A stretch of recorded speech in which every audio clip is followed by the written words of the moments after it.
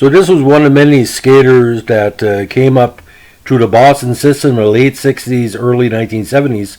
Didn't start with the team, but eventually became big with other squads. Now, I don't really know why he was drafted so high by the Boston Bruins.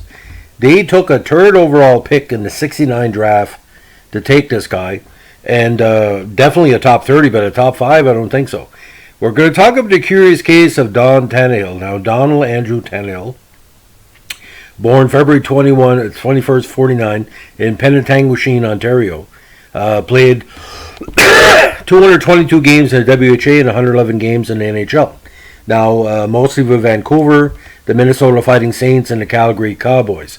Now, he played for several minor hockey league teams in his career that lasted about a decade.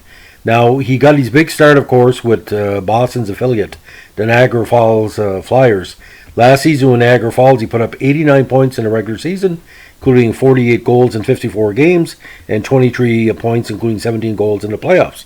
Now, eventually was sent to the Oklahoma City Blazers of the CHL for parts of 2 seasons. In 1970, he had 22 points in 27 games. In 1971, he had 63 points in 69 games. Now, 72, he found himself with the Boston Braves of the AHL, put up some decent numbers, 74 points in 76 games, including 30 goals. Now, he eventually found his way to Vancouver in 73 and put up some decent numbers in his rookie campaign, 43 points in 78 games. But 74, he had injury-plagued season, 20 points in 33 games.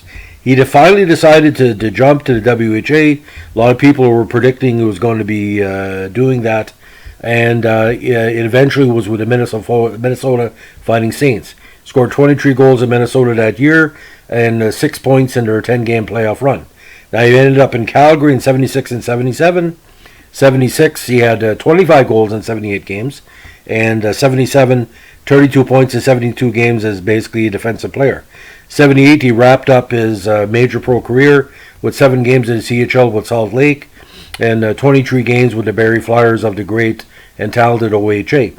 Now, a lot of people thought Tannahill was going to do better, 5'11", 178. Could play anything in a forward line. But this was a weird time for Boston because even though they had a lot of talent on the Bruins, they were making some weird first-round selections. He was preceded by Danny Schock, who was okay but was never a top player, and later by Frank Spring in 1970.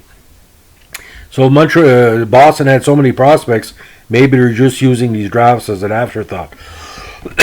But I did see him play, and I know, like I said, I think he was kind of like your typical third-line 20-goal scorer, but I think Boston should never have taken him so high. There was much better players in that draft, and I'm going to tell you exactly what I think. Now, the first 2 picks again were of this the draft itself. It was this is who they didn't take. They didn't take Dick Redmond. Andre Dupont was available. Jim Rutherford, Van Bolderev, J.P. Bordelot was available. Dennis O'Brien, Dale Hogason, Bobby Clark of all people. So you look at the different players that were taken after him. I think they basically made a slight mistake. By the way, my confusion. Frank Spring was taken at 69 as number 4. My apologies. But I mean, Niagara Falls was their affiliate team.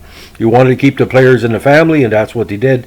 But I look at Andre Dupont, Bolderev, and Bobby Clark, and I'm saying, can you imagine Bobby Clark would have played with the Boston Bruins?